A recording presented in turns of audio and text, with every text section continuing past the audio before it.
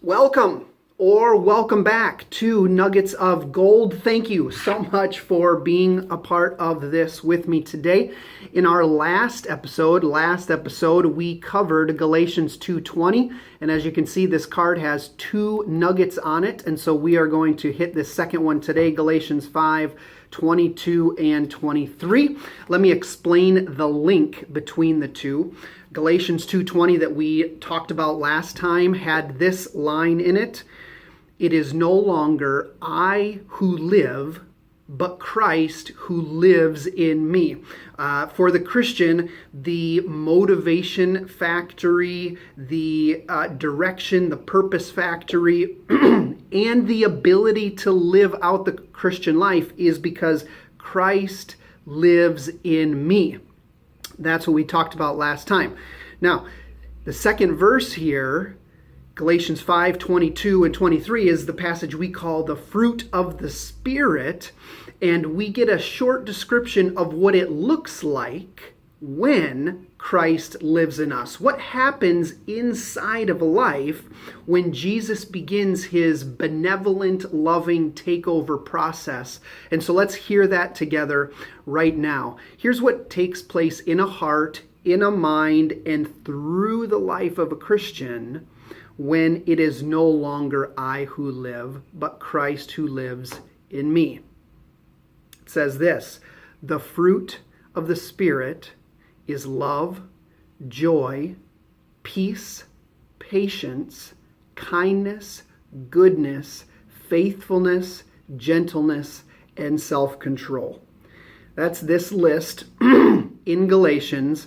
Let me say it again. We'll pause and pray and begin to kind of poke around in our lives on these fruits.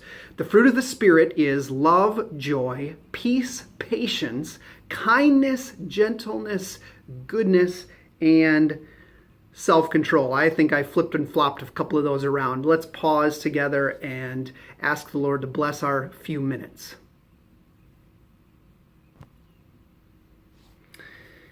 Now here is what I think the first idea that comes to my mind as a guy who grew up in church and a guy who grew up in Sunday school. The first thought that comes to my mind is we could ask the question, how are you doing at love? How are you doing at joy? How are you doing at peace? How are you doing at self-control? And shame on you if you're not getting these things perfect. Don't you love Jesus? Don't you care about being a Christian at all if you're not scoring an A+ on all these things? And that would lead to a lot of defeat. That would lead to a lot of frustration.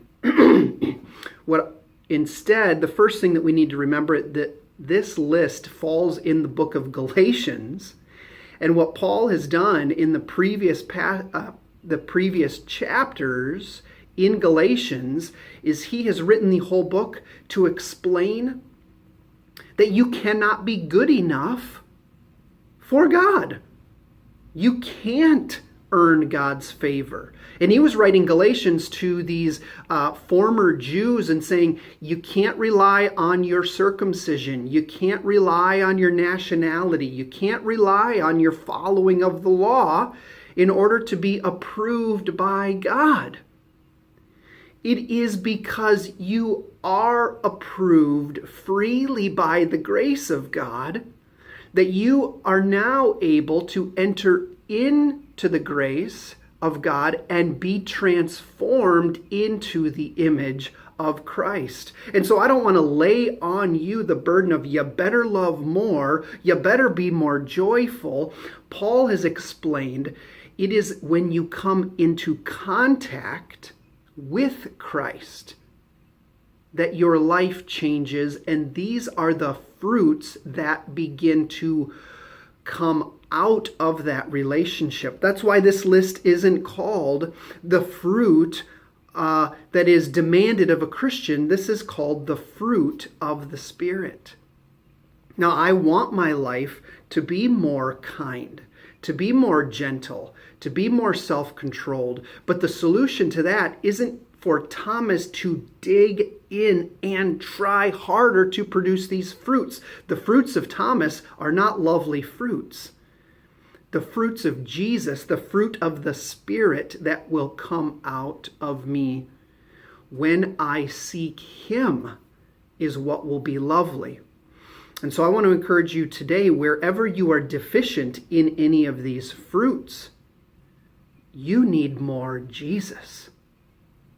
You don't need to push yourself harder to be good enough. You need to look to the one who is good enough. You need to sing to him. You need to study into him. You need to receive who he is. Or as some people have been saying the last few years, focus on being with God before you ever do for God.